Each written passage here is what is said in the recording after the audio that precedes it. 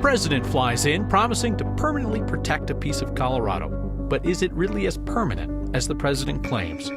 As CU regent punished for how he treated women, he didn't even disagree with the censure, but he did offer us an excuse. Truth testing an ad from a group called Coloradans for Consumer Choice and Retail Fairness, which is entirely funded by out-of-state money. Our state is supposed to have a group that helps students apply for college financial aid. But it's important to do it as soon as possible. Applications are open, and the state's group isn't working. She redefined broadcast journalism in Colorado. We mark 70 years of 9 News. Conversation with Adele Arakawa. All that is next. President Biden came to Colorado today to do what Congress would not: protect land from development and drilling, creating the Camp Hale Continental Divide National Monument. Republican Congressman Lauren Boebert called it a land grab. Republican Senate candidate Joe O'Dea called it a stunt. The designation by the president covers 53,000 acres, including the 10-mile range in Camp Hale, the place where the military did mountain warfare training during World War II. President Biden also moved to block mining and drilling on 225,000 acres of the Thompson Divide. Portions of that land would have been protected by the CORE Act. That's a bill that has not been able to overcome opposition from Republicans in Congress. It's been a top priority of Democratic Senator Michael Bennet, who's up for re-election, and asked President Biden to act on it. Biden unilaterally went around Congress today and used a 1906 law that allows presidents to create national monuments. We're doing it not just for today, but for all the ages. It's a permanent decision, an action that no future president can overturn. President Biden's claim there is questionable. Courts have upheld that presidents can create national monuments, but a future Republican-controlled Congress could undo the monument decision. And there's a lawsuit out of Utah right now looking at former President Trump's decision to drastically shrink the Bears Ears National Monument. Biden restored the full size of that monument when he took office. Republicans in Utah are suing over it. University of Colorado's Board of Regents has unanimously voted to censure one of its members for mistreating university employees and other regents. The Denver Post first reported claims that Republican Regent Glenn Gallegos was hostile and verbally abusive toward women on staff. Following an investigation, the board, including Gallegos himself, voted today to censure him. That vote removes Gallegos from his leadership positions and takes away certain privileges. It does not kick him off the board. Gallegos told us he didn't object because the board's got the right to do it. The specifics of the reports on Gallegos' behavior have not been made public, but the board decided that he had been disrespectful and potentially threatening. Gallegos told us that his conversations at times have been inappropriate and that he can, quote, run a little hot. We do not usually report on political endorsements here because, honestly, they're not usually newsworthy. Tends to be people announcing their support for the candidates you would expect them to support. But a number of prominent, moderate Republicans in Colorado this year are endorsing Democrats. The latest, today, Republican State Senator Don Coram, who lost his GOP primary challenge to Congresswoman Lauren Boebert. He is now endorsing her Democratic opponent, Adam Frisch. Former Republican primary candidate Marina Zimmerman, who later ran as a write-in, is doing the same thing, asking her supporters to vote Frisch over Boebert. In the race for Attorney General, Democratic AG Phil Weiser has been endorsed by GOP Senator Don Coram, as well as Weiser's own Republican predecessor, Cynthia Kaufman, plus former Republican Speaker of the State House Russ George, and former Republican legislators Rob Whitwer and Cole Wist. You will see political ads on the air from groups named things like Coloradans for Cuddling Puppies. The names, of course, are meaningless. Group might have nothing to do with puppies, and it could be an out-of-state front group. That's what Marshall Zellinger's latest truth test found. What if one team was allowed an unlimited number of players while the other team wasn't? This is a political ad in favor of Proposition 124, which, if passed, would let local liquor stores increase the number of licenses and locations they can have. The unlimited number of players refers to grocery stores. Colorado law says liquor retailers are restricted to 3 licenses. This is true. Today, even without Proposition 124, local liquor retailers will be able to have 4 licenses in the year 2027. Voting in favor of Proposition Proposition 124 would allow an incremental increase identical to what grocery stores are currently allowed, which I'm about to explain. While big chain grocers are seeking an unlimited number. Minor penalty, inaccurate wording. Current law already allows grocery stores unlimited liquor licenses starting in the year 2037. They also have to buy out 2 retail liquor stores and any within 3 to 4 blocks for each new license. Grocery stores can currently have up to 8 locations with full alcohol sales, beer, wine, and spirits. In 2027, that increases to 13, but not for local liquor stores. In 2032, it increases again to 20, and in 2037, it becomes unlimited for grocery stores. A separate ballot issue, Proposition 125, would allow grocery stores to immediately have unlimited locations for beer and wine sales if it passes, but hard alcohol would still have to follow that incremental 8, 13, 20 increase before being allowed everywhere 15 years from now. There's one more thing. It's not a claim in the ad, but perhaps Coloradans for consumer choice and retail fairness deserve a major penalty for calling itself Coloradans. The group has received $7 million, all of it from Maryland. That is where Total Wine and More is headquartered. Its owners, Democratic Maryland Congressman David Trone and his brother, have contributed $900,000 each to the Colorado ballot issue, and more than $5 million comes from a subsidiary of Total Wine. The company's website claims 243 superstores in 27 states, and 3 of them are in Colorado, where the limit is currently 3.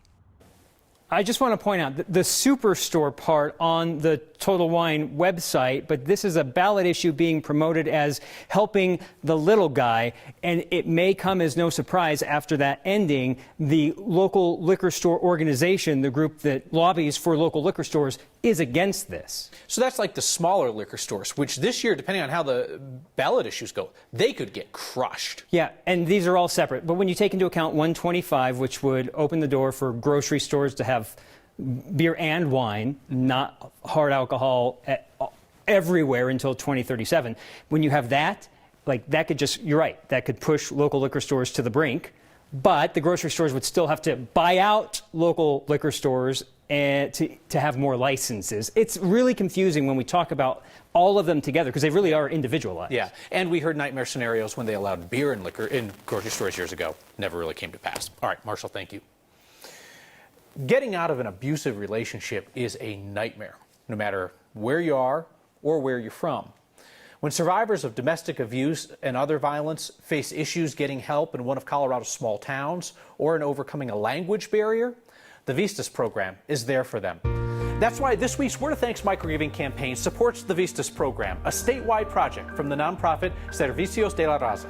Vistas provides English and Spanish-speaking support for Coloradans impacted by domestic violence, sexual assault, stalking, and other crime through a 24-hour hotline, counseling and mental health support, even just a hotel voucher to get somebody out of a scary situation. Maybe it's somebody who walks side by side with a survivor through a years-long court process. Sometimes people need help from Vistas for a few days. Sometimes it is several years worth of support.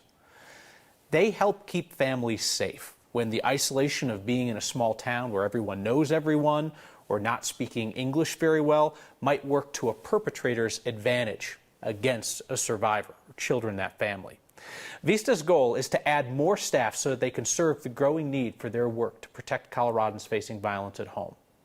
Scan the QR code on your screen or text the word thanks to 303-871-1491 to get that link to donate. The $9.6 million you've raised together for Colorado's nonprofits proves that a bunch of $5 donations add up. So as always, I will match the first 50 people to donate $5. Abusers prey on people they think that they can isolate from the help in our community. Vistas breaks through those barriers and saves lives. For students applying for financial aid, you gotta do it fast. The sooner that students fill it out, the sooner that it's sent to the schools that they're interested in. But state programs meant to help them navigate the process, running behind schedule. And we celebrate 70 years of 9 News with one of the best journalists to ever sit in this chair. Next. Half of Colorado's high school seniors are leaving financial aid on the table, $30 million worth. Now, before you blame them alone, how about we talk about the state program created to help them? It's an effort that hasn't started yet. Here's our Cole Sullivan. It's FAFSA, so F-A-F. Inside Denver's Manual High School, And click on where it says start here.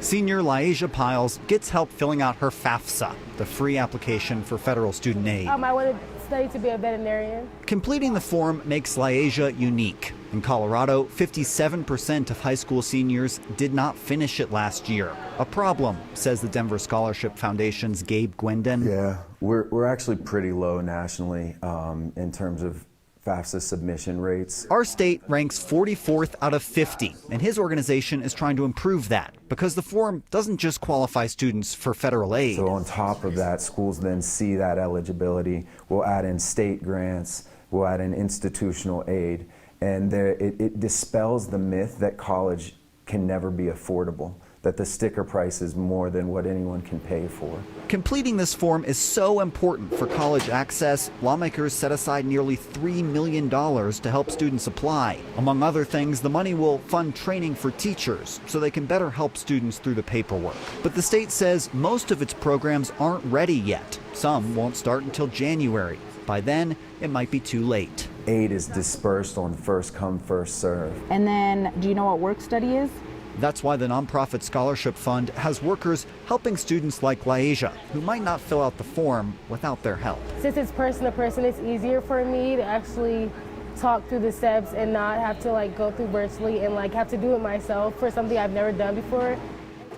The state says it is almost ready. Departments are sending offer letters to staff and readying grant applications. The Department of Higher Education says it's focusing on getting students to apply to colleges this fall, and then it plans a big financial aid push in the spring. To understand how important this is, Kyle, half of students who graduate in Colorado leave with debt. That average debt is $26,000, according to the state. So you're telling me there are states that require kids to fill out these forms before they'll give them a high school diploma? Yeah, about half a dozen require them as part of high school graduation proposals. There are people who want Colorado to do the same to raise that application rate. Interesting. Cole Sullivan, thank you. Hey, we were looking at a few clouds earlier, but tonight, so far, so good. A little haze in the far-off distance. We've been watching some gustier winds kind of pushing through. Storm system lurking off to the north and to the east, but really it's keeping most of the moisture there. If anything, you probably felt the winds as well as some slightly cooler temperatures today. With these clear skies, that means our temperatures are going to drop quite a bit. So we do have a frost advisory in place just outside of the Denver metro area off to the eastern plains, as these temperatures could fall as low as about 34. And then for the San Luis Valley freeze warning and a hard freeze warning for central and southern San Luis Valley. So kind of keep that in mind. Tonight's going to be a cold one. Protect those plants if you're still trying to keep them alive. High pressure is around. So that's going to keep us dry once again tomorrow. But with that front that just kind of sneaked in, brushed by the northeastern plains, that is going to cool us off ever so slightly again tomorrow. Highs returning to the mid to upper 60s for us, and then another big warm up on Friday. Plenty of sunshine with mid 70s out there, and then a cool off coming our way on Sunday. Right now we bounce back early next week. I don't know if I would be here today without her. I don't know if you would be here today without her either. As we celebrate 70 years of 9 News, Adele Arakawa returns to talk about being the woman who broke up the boys' club and changed journalism in Colorado. Next. Today marks 70 years of 9 News. Few people were more influential in changing journalism inside our building and out in this community, more so than Adele Arakawa, even if she's too humble to admit it.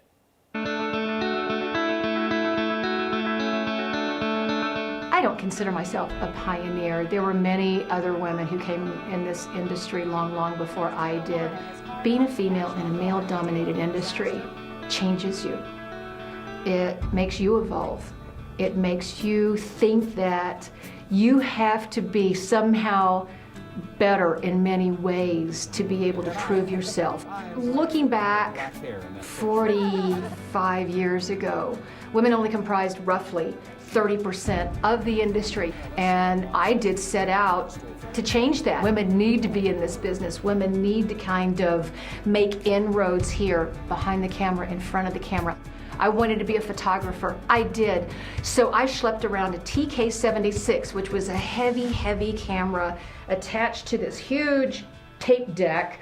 You had to wear, belts for batteries for the lights. Well, by the time I got out of the gear, it weighed 70 plus pounds. I didn't weigh much more than that, so I couldn't carry the gear. Well, I never really intended to be in front of the camera, but once I got there, I tried to embrace it. I was hired with one, I hope because of my ability, but the other factor was that I was a woman. I never thought about gender that much here. Previously, I did. How Chicago is meeting the challenge. I worked at WBBM in Chicago, and I replaced a male anchor who was working with a male anchor. So it was a male-male anchor team. From Colorado's news leader. And when I came here, there were 2 male anchors on the air. I replaced one of those male anchors. I was fortunate to be in the business at Channel 9 when I was, and I never lose sight of that. It was truly a positive experience that I will never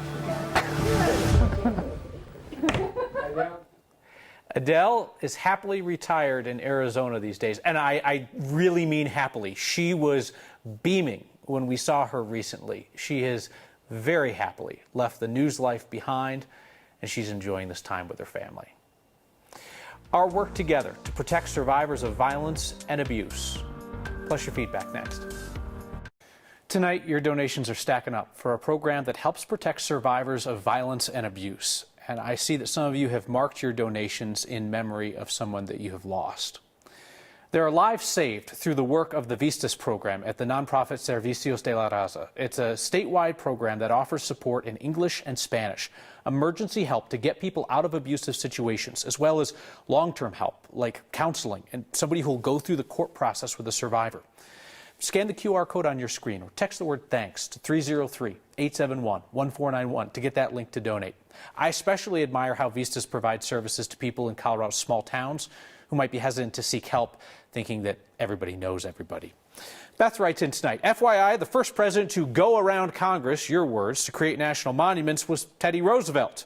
Most national monuments were created that way. Absolutely, it wasn't intended to be pejorative, it's just descriptive in terms of how the process works. And the use of presidential power is a great question to be raised in our debates. The first one is tomorrow night at 6:30 right here on 9 News, the 8th Congressional District. See you next time.